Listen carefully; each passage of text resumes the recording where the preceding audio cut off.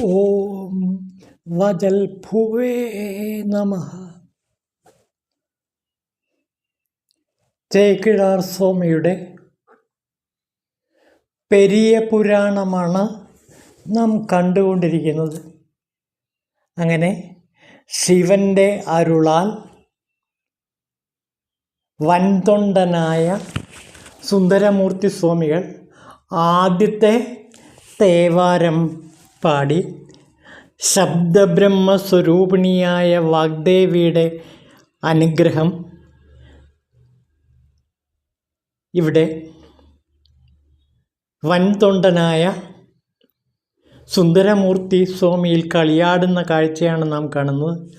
അമൃത് പൊഴിയുന്നത് പോലെയുള്ള വാഗ്പ്രഭാവം ലഭിച്ച സുന്ദരമൂർത്തി നായനാർ തൻ്റെ ആദ്യ കവിത ശിവപാദങ്ങളിൽ സമർപ്പിക്കുന്നു. നാം കഴിഞ്ഞ ദിവസം കണ്ടതാണ്.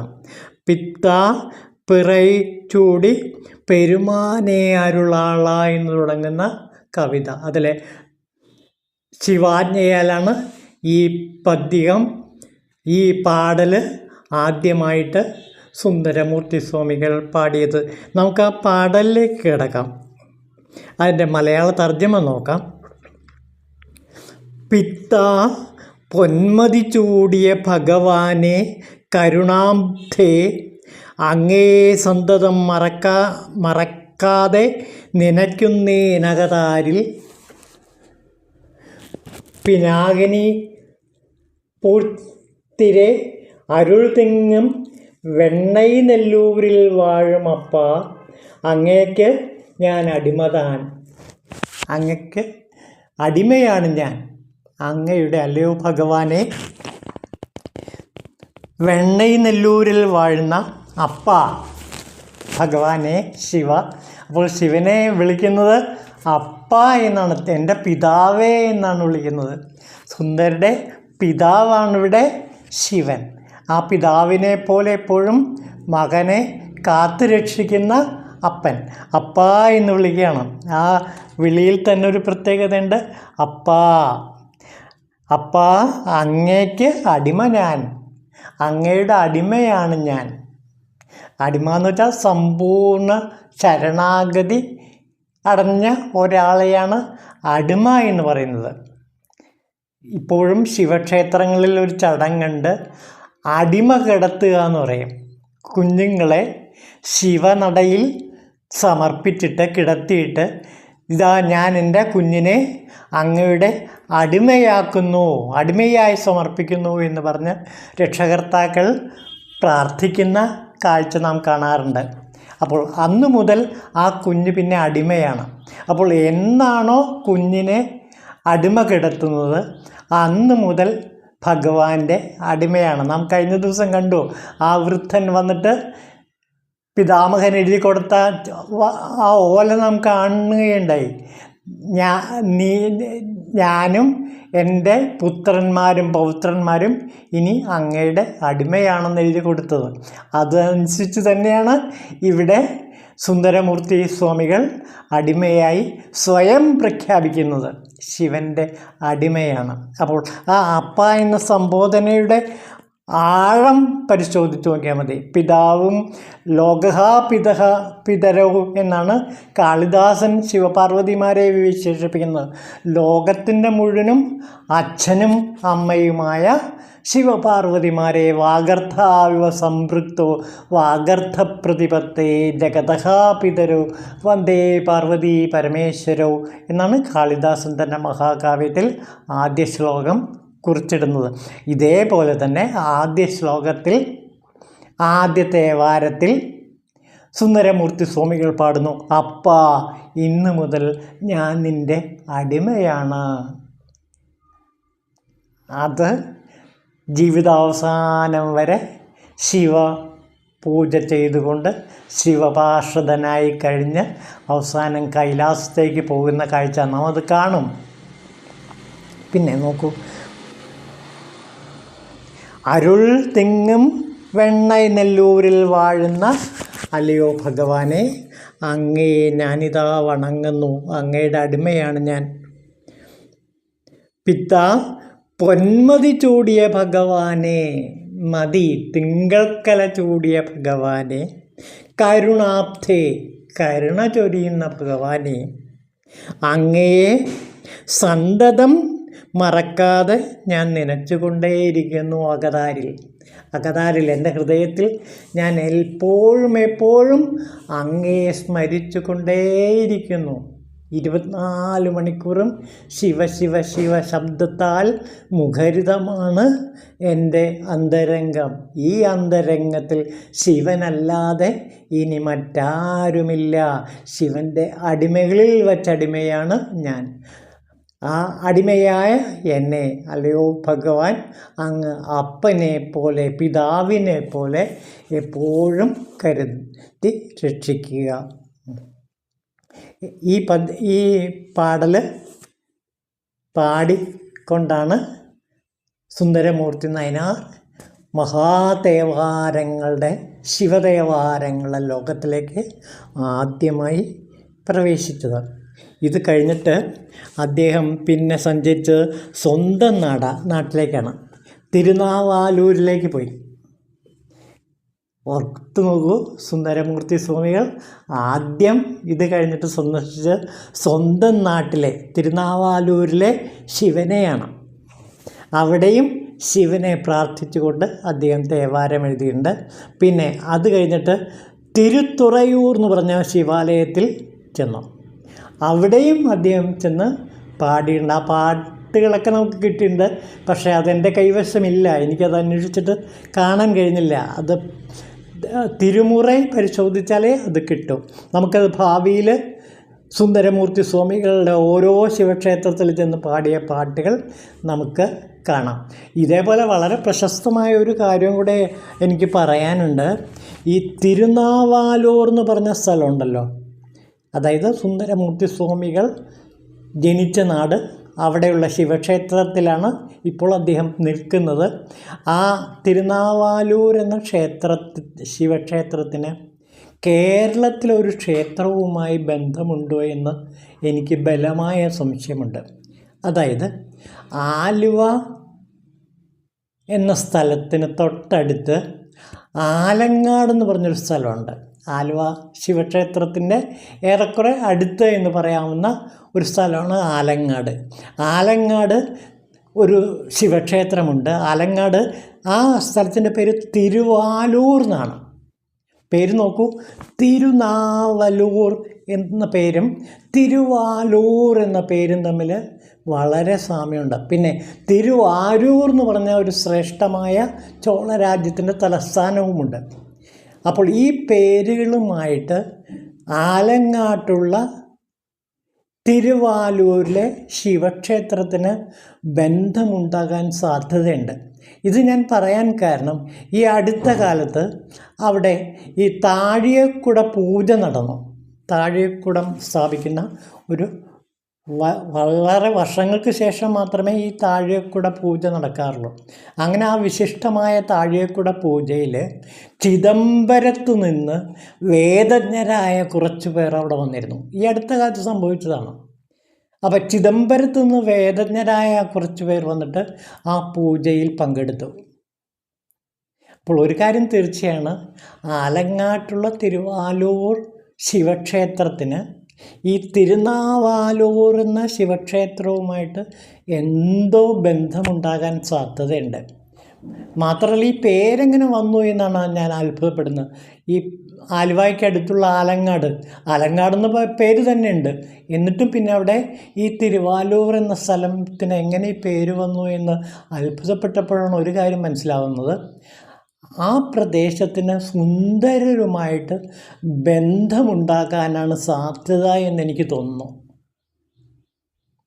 കാരണം സുന്ദരമൂർത്തി സ്വാമികളും ഇതിന് തൊട്ടടുത്താണ് തിരുവഞ്ചിക്കുളം എന്ന സ്ഥലം. തിരുവഞ്ചിക്കുളം ചേരമാൻ പെരുമാൾ രാജാവിൻ്റെ തലസ്ഥാനമാണ്. തിരുവാലൂരിൽ നിന്ന് ഏതാനും കിലോമീറ്റർ പോയാൽ തിരുവഞ്ചിക്കുളത്തെത്താം, അത്ര അടുത്താണ്. ഈ തിരുവഞ്ചിക്കുളവുമായിട്ട് സുന്ദരമൂർത്തി സ്വാമികൾക്ക് വളരെ അടുത്ത ബന്ധമുണ്ട്. മാത്രമല്ല, ചേരമാൻ പെരുമാൾ രാജാവ് സുന്ദരരുടെ അങ്ങേറ്റത്ത് സുഹൃത്തായിരുന്നു. അപ്പോൾ സുന്ദരമൂർത്തി നായനാർ കുടുംബജീവിതം നയിച്ച ഒരു സ്ഥലം ഒരു പക്ഷേ ഈ തിരുവാലൂർ എന്ന് പറഞ്ഞ തിരുനാവാലൂർ ആയിരിക്കാം. ഈ പേരുള്ള സാമ്യമാണ് ഇത്തരത്തിൽ എന്നെ ചിന്തിക്കാൻ പ്രേരിപ്പിച്ചത്. വല്ല ഗവേഷകന്മാരും ഇത് കേൾക്കുകയാണെങ്കിൽ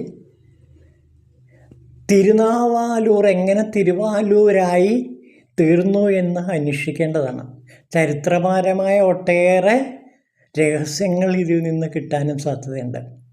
ഞാനിത് പറയാൻ കാരണം ഈ അടുത്ത കാലത്ത് അവിടെ താഴേക്കുട പൂജ തിരുവാലൂർ ശിവക്ഷേത്രത്തിൽ നടന്നപ്പോൾ ചിദംബരത്ത് നിന്ന് വേദജ്ഞർ എത്തിയതാണ്. എന്തുകൊണ്ടാണ് ആ ചിദംബരത്തെ വേദജ്ഞർ ഈ പൂജയ്ക്ക് ഇവിടെ വന്നത്? അതിനെക്കുറിച്ച് ആലോചിക്കേണ്ടതാണ്. അപ്പോൾ ചിദംബരം ക്ഷേത്രവുമായിട്ടും ഒക്കെ തിരുവാലൂർ ക്ഷേത്രത്തിന് ആലുവയ്ക്കടുത്തുള്ള ആലങ്ങാട്ടുള്ള ഈ ശിവക്ഷേത്രത്തിന് ബന്ധമുണ്ടാകാൻ സാധ്യതയുണ്ട്. നമുക്ക് അതിലേക്ക് കിടക്കണ്ട, അത് ഗവേഷകന്മാർ കണ്ട് എത്തട്ടെ. അങ്ങനെ തിരുനാവാലൂരിൽ ശിവനെ തൊഴുതിന് ശേഷം സുന്ദരമൂർത്തി സ്വാമികൾ തിരുത്തുറയൂർ എന്ന് പറഞ്ഞ ശിവാലയത്തിൽ പോയി അവിടെയും പാടൽ ഈ തേവാരം പാടി. പിന്നെ അത് കഴിഞ്ഞിട്ട് പിന്നെ പോയത് തിരുവതൈ വിരാട്ടൻ എന്ന സ്ഥലമാണ്. തിരുവതികൈ വിരാട്ടാൻ എന്ന ഒരു സ്ഥലത്ത് എത്തിച്ചേർന്നു. അവിടെ ഒരു ശിവക്ഷേത്രമുണ്ട്. തിരുനാവുക്ക് അരശനാൽ പവിത്രമാക്കപ്പെട്ട പ്രശസ്തമാക്കപ്പെട്ട ഒരു പ്രദേശമാണിത്. അത് തൻ്റെ കാലുകൊണ്ട് പോലും സ്പർശിക്കരുത് എന്ന് ഉള്ള ഭയഭക്തി ബഹുമാനങ്ങളോടെ അദ്ദേഹം അതിന് തൊട്ടടുത്തുള്ള സിദ്ധവടമെന്ന സമീപ സ്ഥലത്ത് വസിച്ചിട്ട് വിരാട്ടണേശ്വരനെ മനസാ വണങ്ങി. അവിടേക്ക് പോയില്ല. അതിന് കാരണമുണ്ട്. അവിടെയാണ് തിരുനാവുക്കരശർ ജനിച്ചതും ജീവിച്ചതും. പ്രശസ്തമായി ഈ ശിവക്ഷേത്രത്തെ വിരാട്ടാന ദേവനെ പാടി പുകഴ്ത്തുകയുമെല്ലാം ചെയ്തത്.